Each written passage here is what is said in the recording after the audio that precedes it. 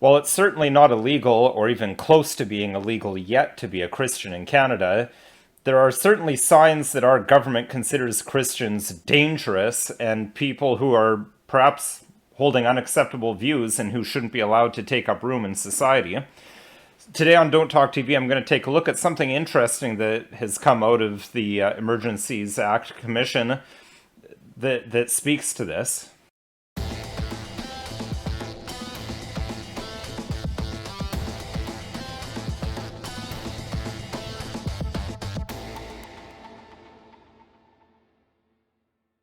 Hello, my name is Nicholas Wansbutter. I'm a lawyer in Stratford, Ontario, Canada, and welcome to Don't Talk TV. So yet again, I'm coming before you saying I've got a really busy trial schedule this week, so this episode won't be as heavy on the law as usual, but it does look at something that I found very interesting that came out of the Public Order Emergency Commission last week.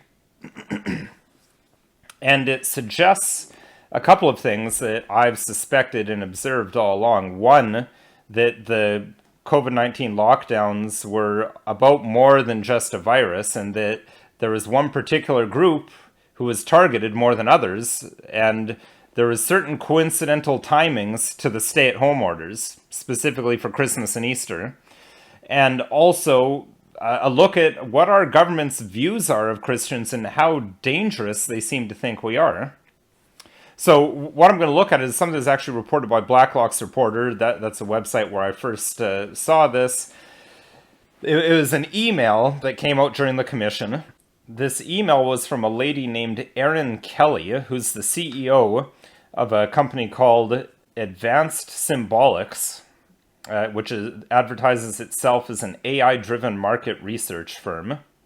The email was sent to, among others, Chief of the Ottawa Police, Peter Slowly, and what it says, it's talking about religious messaging at the Freedom Convoy. So here's the text of the email. Hi guys, given that today is the Lord's Day, we are starting to see some of the real agenda here. Attached are religious images being passed around on social among the protesters, in scare quotes. More evidence this isn't really about vaccine mandates. It's a movement by right-wing Christians who used mandates as a pretense to gain a following and privileged access to, quote, protesters, unquote. If they'd said, join us for a Christian rally in Ottawa, no one would have come. Now, apparently Chief Slowly, for his part, he responded, this is very interesting and something we need to look into. But I think the language used here is very important. It's not explicitly stated that Christians are a danger to Canadian society, but clearly this lady views them as such. This was the sort of thing that she was asked to look into as part of the police surveillance of the Freedom Convoy and determining what to do. And this is now something that's come out. So I think it's very important for Christians to be aware of this. Be aware that your government sees you as an enemy and someone to be taken down, and that they're greatly concerned when the Christian message is being spread, as if this is some terrible thing, as if this is some dangerous propaganda. Replace the words right-wing Christian with Jewish or Islamic, and this would be decried as the most terrible, bigoted email ever. This lady would resign in disgrace. Chief Slowly already did resign, but we can imagine what the disastrous consequences would be. Yet it's okay when it's directed towards Christians. So I think Christians need to be aware of this trend. And as I said, be aware of the fact that the lockdowns always coincidentally coincided with Christmas and Easter, the most holy Christian holidays. They didn't coincide with things like Ramadan or important religious festivals for other religions. And I think people need to start having the mindset of protecting their privacy, especially when they're exercising their religious rights, because I don't know how long those religious rights are going to exist. We've seen some very disturbing, in my view, decisions from courts essentially saying your religious rights don't matter. And, that's where court cases have been repeatedly struck down where the religious liberty has been argued in terms of pastors being jailed or being given excessive fines.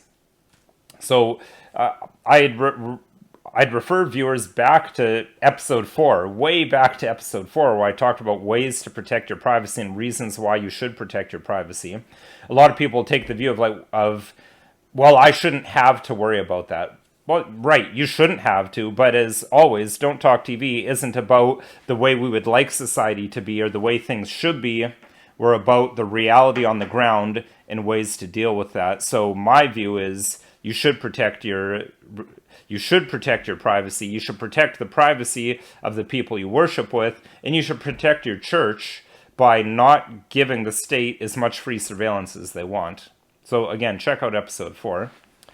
This video is not legal advice. If you need legal advice, contact a lawyer. You can call another lawyer or myself. My phone number and website are listed below.